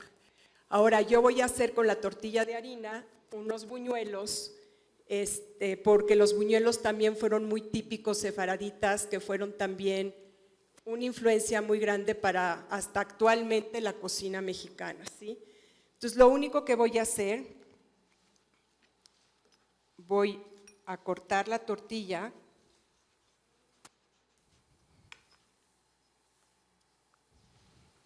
Nada más voy a hacer 2. Esperemos que ya esté caliente el aceite. Siempre pruebo un poquito con vamos a ver, perfecto. Voy a poner un poco de azúcar y canela en un tazón.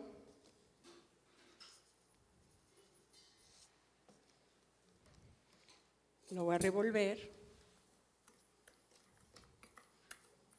Y estas son deliciosas comiéndolas al momento de que uno las hace.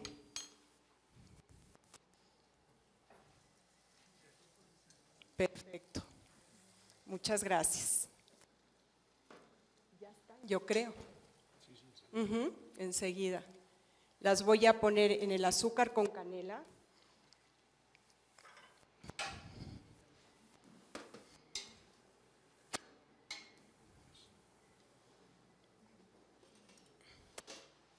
Muchas gracias, Pablo.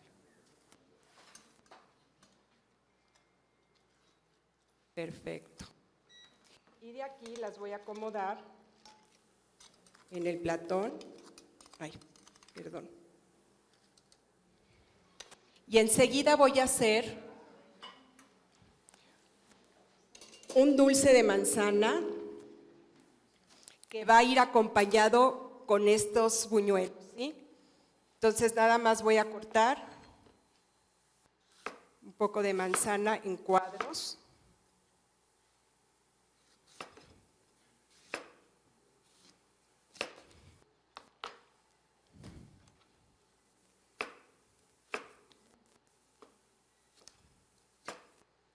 Si quieres puedes comentar algo al respecto. Yo feliz, la verdad. Estoy muy agradecido, Shula, y bueno, a toda la comunidad judía de México, porque estoy festejando hoy mis 56 años. Sí, cierto.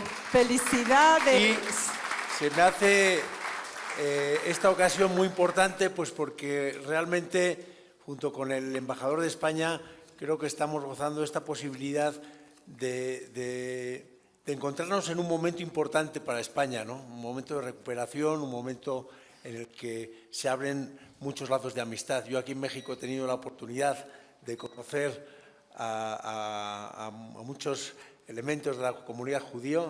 Aquí tengo a Moisés Amselem, un amigo sefardita precisamente, y bueno, pues el poder entrar en este movimiento, en esta situación, pues para mí es un verdadero honor. Así que os agradezco a todos el hecho de que por medio de Shula me hayáis invitado. Y bueno, pues una de las cosas importantes que ha ocurrido en estos últimos días es que Shula me regaló un libro, Sabores de la Sefarad, y la verdad me encontré con un texto que realmente no solamente era un libro de cocina, era un libro de aventuras, un libro de historia, un libro de magia, ¿no? La realidad, el hecho de que, con un mensaje muy importante, que es el hecho de que cómo podemos salir adelante después de tantas inconveniencias, ¿no? Y que realmente todo lo que nos quieren imponer al final no tiene por qué ser algo que acabe con nuestros sueños o con nuestras formas de seguir adelante. Por eso yo a ustedes les tengo que felicitar a todos. Y bueno, pues a lo que vine, que es a cocinar. Lo que voy a preparar es, en primer lugar, un ajo blanco. El ajo blanco es un gazpacho típico de Málaga y que se hace con almendras. Yo estoy un poquito, o sea, los ingredientes que venían en esos sabores de la sefarad, a mí me recordaron mucho un trabajo que hice sobre la cocina del Quijote, ¿no? Porque son los ingredientes que había, obviamente, antes de que se descubriera pues, este continente y, obviamente, México. Entonces, uno de los platos que para mí es importante es este gazpacho de almendras, que lleva ingredientes anteriores al tomate y a todos los productos que vinieron de América. Así que voy a echar estas almendras. Este pan que tenemos ya húmedo, ya lo tenemos remojado del día anterior, aunque normalmente lo que se hace es macerar las almendras, el pan y el ajo, muy importante también, con vinagre y aceite de oliva. Le añadimos agua, yo para mexicanizarlo le pongo un poco de agua de coco, que a mí personalmente me encanta, y así ya tenemos un punto más en la evolución de este platillo. Yo no voy a ponerme a cocinar tanto porque tenía más ganas de agradecerles y de platicar un poco con ustedes, aunque solo platiqué yo. Así que esto lo vamos a macerar, le vamos a echar el vinagre,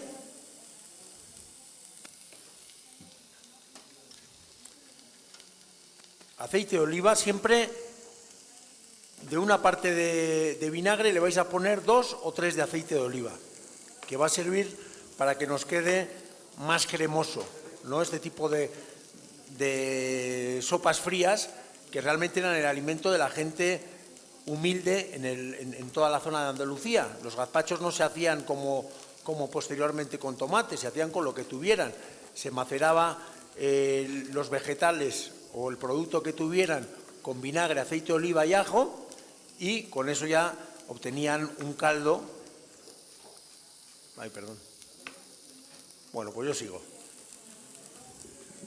¿Necesitas? ¿En qué estamos?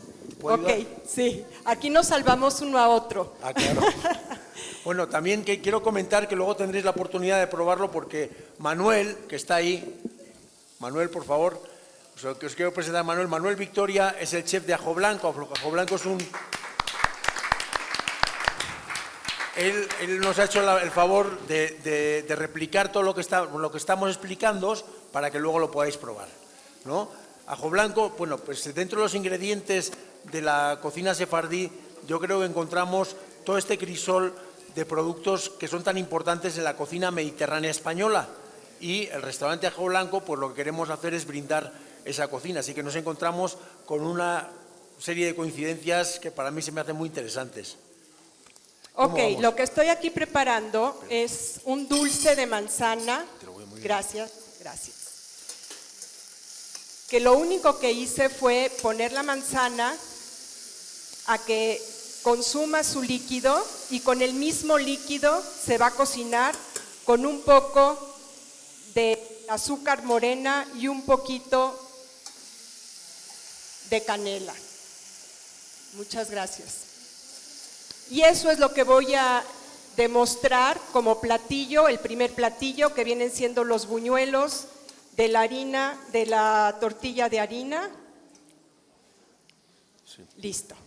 Muy bien. Perfecto. Ahí se está cocinando. Con el dulce de manzana, se me pasó un ingrediente que iba a poner precisamente muy español, que es el anís estrella o el anís, que se utiliza bastante. Al principio, el anís estrella o el anís, esta semilla se utilizaba más que nada para perfumes o para olor, ¿sí? Ya después se empezó a utilizar en lo que viene siendo la comida. El anís también es muy utilizado en todo lo que es la comida turca, ¿sí? Sefaradí. Entonces le pongo un poquito de anís. En este caso utilicé el anís estrella. Yo creo que eso ya está.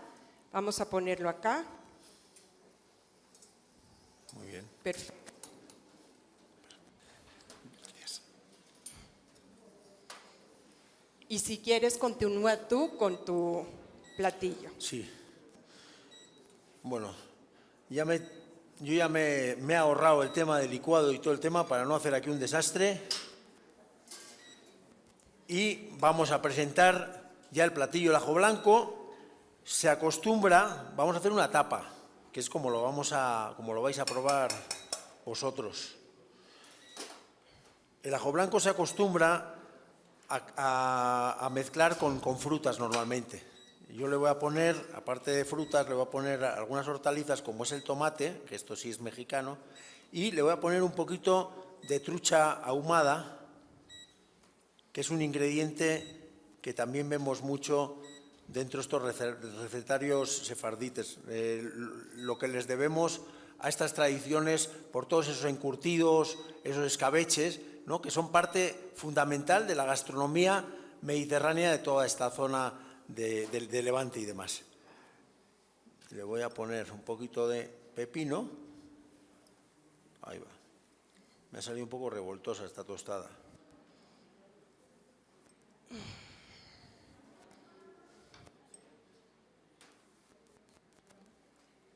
Eso es. Y así es como os va a llegar. Bueno, un poquito más y granada también. Con un poquito de alioli para que pese.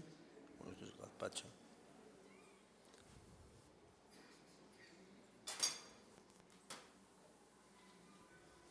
Le pongo.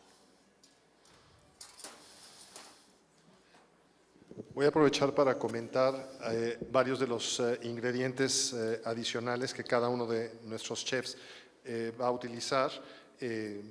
Porque Becky va a preparar además un caviar de berenjena y granada, rodajas de berenjena y betabel, encurtido de col con aceitunas y pimiento, pan de nueces mixtas y hummus de alubia, garbanzo y perejil. Pablo, por otra parte, además del ajo blanco que ha estado comentando, habrá de preparar el falafel de garbanzo y habitas cruzadas. Esto es muy interesante porque se trata de algo muy conocido, conocido también como hada fina o para los ashkenazíes como cholent o jamín para los árabes, y es en buena medida ese potaje de garbanzos, es la base de la olla podrida, que incluso existe en otras lenguas como popurrí, base de muchos potajes y del cocido madrileño, es decir, un puchero de garbanzos que se pone a cocer desde el viernes sin encender el fuego durante el Shabbat. Y también va a preparar una tartaleta de hojaldre con crema de nopal y frambuesas. Recuerdo a ustedes, a todos ustedes, que lo que están preparando los chefs aquí es una demostración, pero está siendo también dispuesto para que todos puedan probar al término de la exhibición. No sé, chefs, quién quiera comentar ahora. Voy a empezar yo con mi siguiente receta, que es a base de berenjena. La berenjena es una fruta, aunque no lo crean, no es un vegetal, igual que el tomate o el jitomate o la calabaza, se consideran fruta. El hecho de que mucha gente le tiene cierto miedo a preparar la berenjena porque le sabe amarga, porque bueno, se tiene que desflemar, demás. Yo la mejor manera que preparo la berenjena, que me puedes desmentir, Shula, si no, es un ingrediente, un vegetal, una fruta que se utiliza muchísimo, ¿sí? Hasta hoy en día en la comida sefardí. Lo que voy a hacer con esta berenjena es partirla a la mitad, hacerle 3 cortes verticales. Puede ser hasta 4. Le voy a poner un poco de ajo en esos surcos.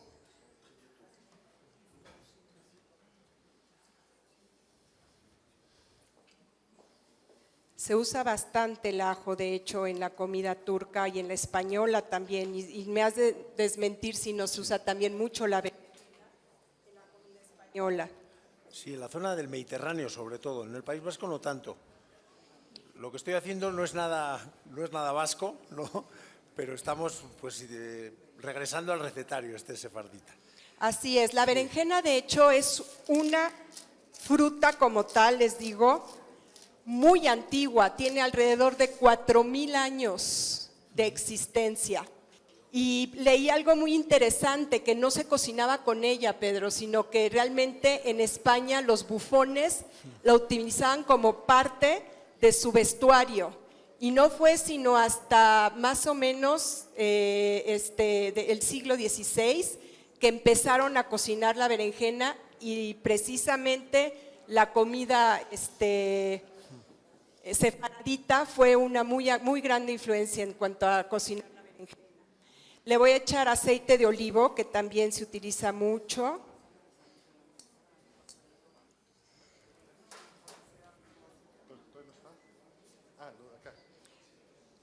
Se acomoda en un refractario, de hecho aquí lo tenía, se tapa con papel aluminio y se mete al horno alrededor de 1 hora.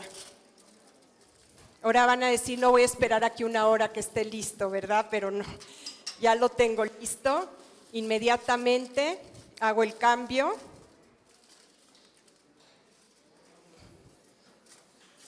Y este es el resultado.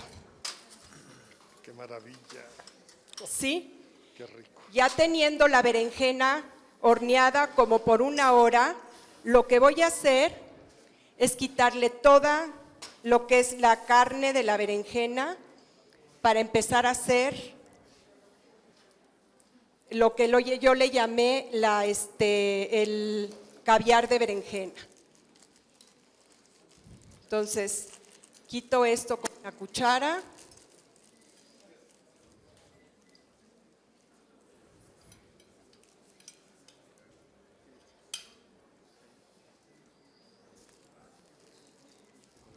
Gracias. Sí. Salud, Juan. Bueno, no, gracias. No, gracias. Al rato que terminemos. Sí. Muy bien. Ya que hice esto, voy a cortar un poco de cebolla, en este caso morada, a picar un poco de cebolla morada.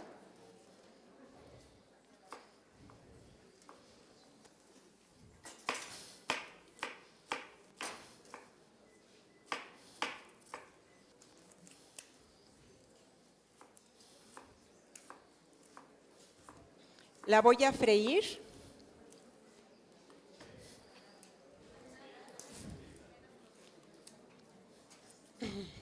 Con un poco de aceite de olivo.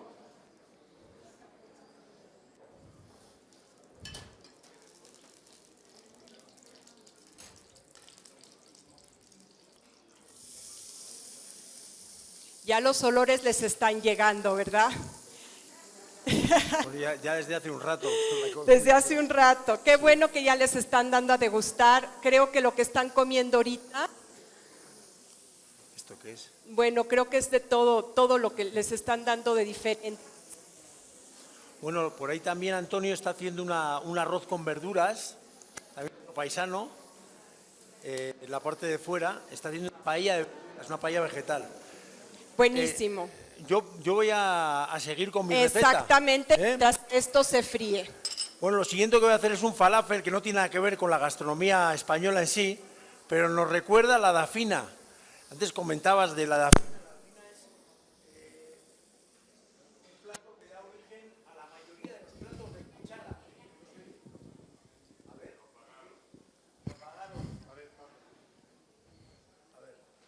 Muchas gracias. Bueno, pues la dafina, de la que me hablaba mi amigo Moisés Amselem y que viene también en el libro este, que se lo recomiendo mucho, Los sabores de la Sefarad, de Javier Zafra, es el precursor del cocido madrileño, de la olla podrida o la olla poderida, según, porque se dice que la proteína que llevaba dependía del nivel social o el poder que tuviera quien lo consumiera. Y toda esa tradición empieza por un plato judío, sefardita, que es la dafina, que era un puchero de garbanzos que lo tenían durante toda la noche del viernes cociendo para tener la comida del Sabbat, ¿no? Entonces, es muy bonito encontrarte con estas tradiciones y sobre todo conocer el origen de ellas. Gracias. Voy a comentaros que lo que le voy a poner yo son los garbanzos, que a mí me encantan en concreto. Estos garbanzos no han sido cocidos, sino más bien remojados. Lleva semilla de cilantro y pimienta, que se lo vamos a... Bueno, ya lo tengo aquí ya hecho, para que no me pase como con el montaje del gazpacho. Lleva cilantro, lleva perejil. El cilantro también es una hierba que viene de España para aquí. Y es un contraste porque en España apenas se utiliza, más que en el sur en algunos lugares, y sin embargo en México el cilantro se utiliza para casi todo. Pero, ¿sí? Lleva también comino, y yo le voy a poner un poco de pimentón de la Vera, le voy a poner tantito limón y aceite de oliva. El aceite de oliva muy importante también en la cocina sefardita. Gracias. Bueno, Creo que ya les abrimos el apetito con estos olores, ¿no? Lo que sí, a ver, no, ya se me oye. Mira, ya me habéis sí, recuperado. porque no podemos tomar el micrófono y cocinar al mismo tiempo. Sí. Así como cosa extra, lo que le voy a hacer es ponerle unas habitas de la Ribera de Navarra, en honor a mi madre, de Tudela.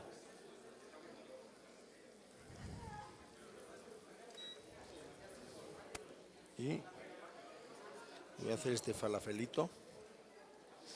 ¿Cómo vas, Becky? Perfecto. Enseguida voy a agregarle un poco de alcaparras, que también es un ingrediente muy típico español, pero también con mucha influencia de la comida sefaradí. Entonces voy a agarrar un puñito de alcaparras. Ya. Un poco de tomate deshidratado. Acuérdense que ya la berenjena tiene mucho sabor porque la condimenté con sal, aceite de olivo y ajo. Entonces realmente no vamos a necesitar mucho más.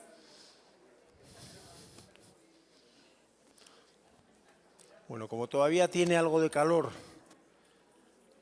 el aceite, ¿Tú crees que voy sí? a freír, sí. Ok. Esto ya lo terminé. Si quieres ponlo acá. Ah, vale, perfecto. Puedes freírlo. Se me ha quedado el guante pegado.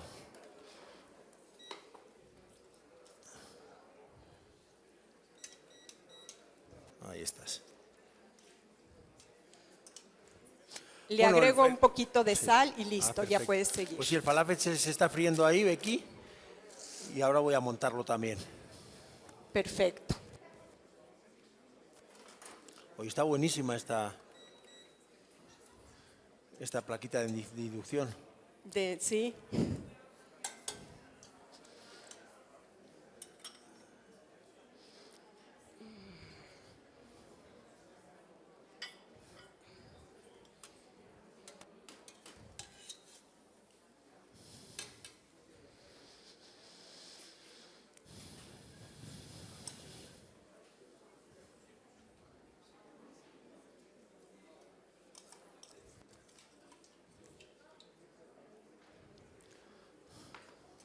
Y voy a terminar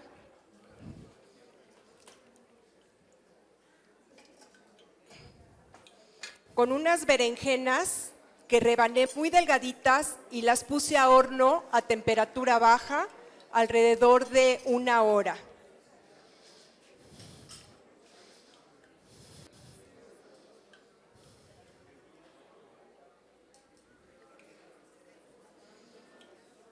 Perfecto. ¿Cómo va tu falafel? No, esto está dorado perfecto. La verdad es la primera vez que hago falafeles, gracias a vosotros. Pero me ha encantado. Mira, ya para presentarlo, me dejo esto aquí, le voy a poner una alioli de berenjena.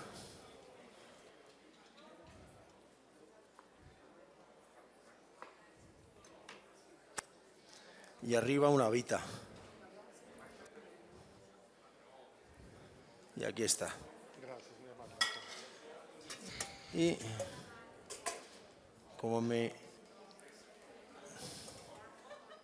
y le pondré un perejirillo.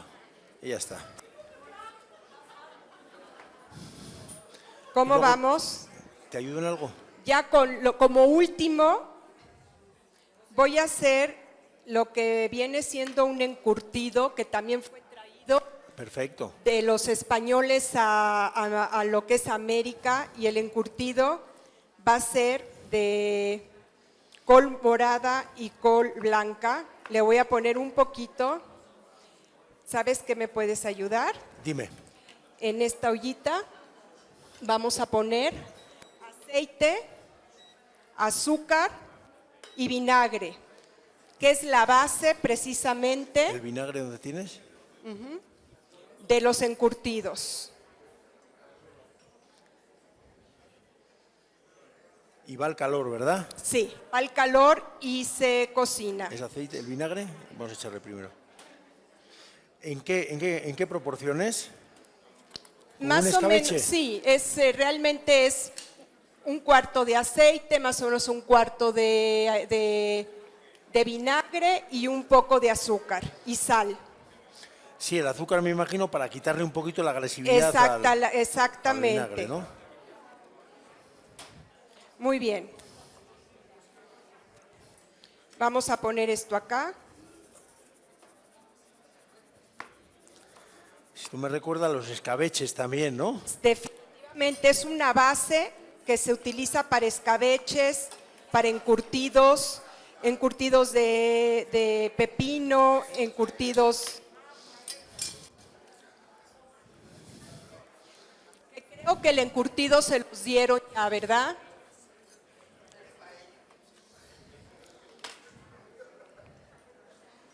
Muy bien. Enseguida voy a picar un poco. ¿Le subo la temperatura? Sí. Ya lo tiene, De col blanca.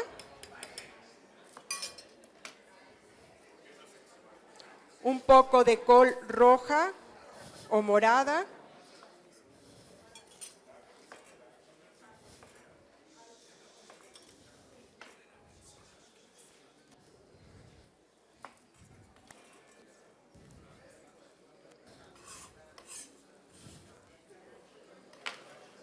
Un poco de cebolla. Hay que bajarle, ¿verdad? Sí. Rebanada fina.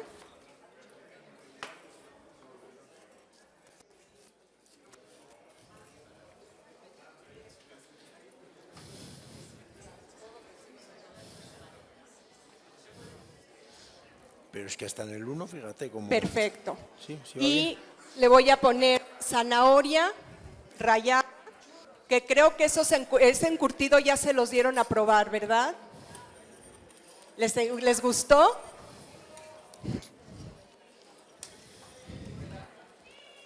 Ah, allá los de atrás.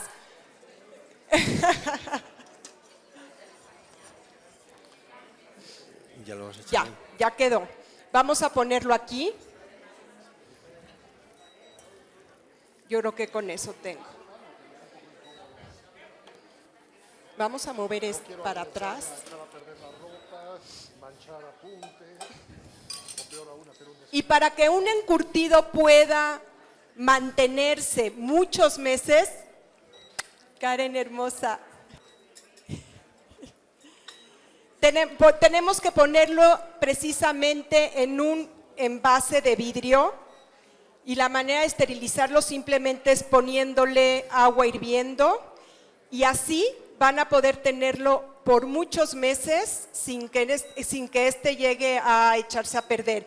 Y esa es la manera como traían los españoles y tanto los judíos que huían de España sus alimentos en los barcos, que precisamente necesitaban algo que pudiera Sí, y luego todo el arte de la conservería, ¿no? Así es.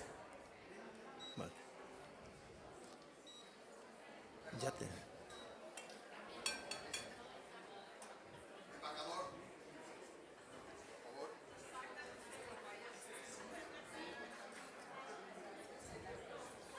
Si quieres que le eche un poco más o bueno, el mismo agüita que tiene.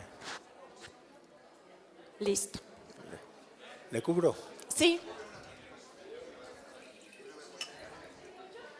Ya estás.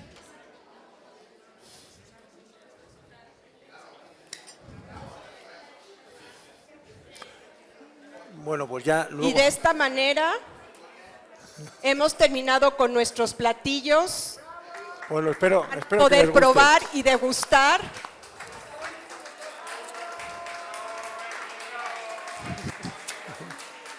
Con muchísimo cariño.